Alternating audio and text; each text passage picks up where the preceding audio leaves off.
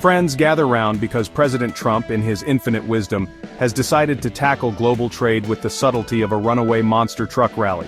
Buckle up as we attempt to unpack the fair and reciprocal plan, a policy so aggressively straightforward it could only have sprung from the mind of a man who tweets "Kofef" unironically. The basic idea, as far as we can tell, is to make other countries play fair when it comes to trade, or at least fair by Trump's definition, which is about as reliable as a weather forecast from a drunk sea captain. The plan, announced with all the grace of a dropped meatball sub, hinges on the idea that if another country dares to slap a tariff on goods made in America, we'll hit them right back with a tariff of our own. It's a classic case of you started it, but on a global scale, with billions of dollars and the fragile stability of international trade hanging in the balance. Here's how this whole thing is supposed to work, and remember, we're using the term work very loosely here. Let's say hypothetically that a country, let's call them Fredonia, decides to put a 50% tariff on American rubber chickens. Those wacky Fredonians always with the rubber chickens. Under the fair and reciprocal plan, the US would then turn around and slap a 50% tariff on whatever Fredonia sends our way. Could be cheese, could be uranium, could be those little wooden shoes everyone loves so much. The point is, it's a tariff off, and nobody wins except maybe the accountants who bill by the hour for this kind of economic tomfoolery. Now the administration claims this is all about protecting American jobs and businesses. They argue that by making it more expensive to buy foreign goods, we'll all rush out and buy American-made products instead, which would be great in theory, if it weren't for the fact that things are a wee bit more complicated in the real world.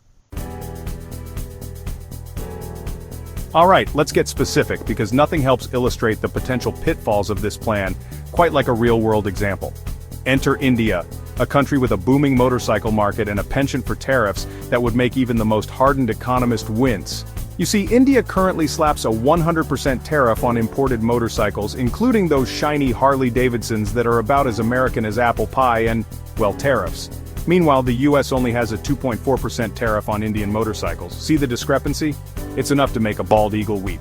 So, under the fair and reciprocal plan, the US would theoretically retaliate by jacking up tariffs on Indian motorcycles to 100%.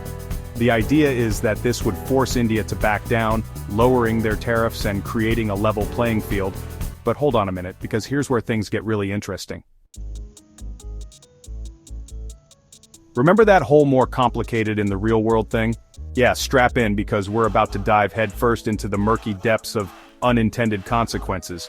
See, while slapping tariffs on Indian motorcycles might sound good in a stick-it-to-the-man kind of way, there's a good chance it could blow up in our faces like a poorly assembled bottle rocket.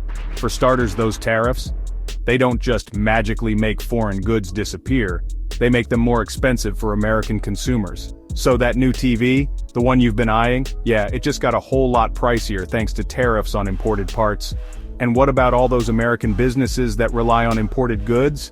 They're going to feel the pinch too, which could lead to job losses and a whole lot of economic uncertainty. And let's not forget about our trading partners who are probably going to be less than thrilled with our new protectionist policies. They might even retaliate with tariffs of their own, leading to a global trade war that nobody wins. So yeah, the fair and reciprocal plan might sound good on paper, but in practice, it's a gamble and the stakes are high. Very, very high.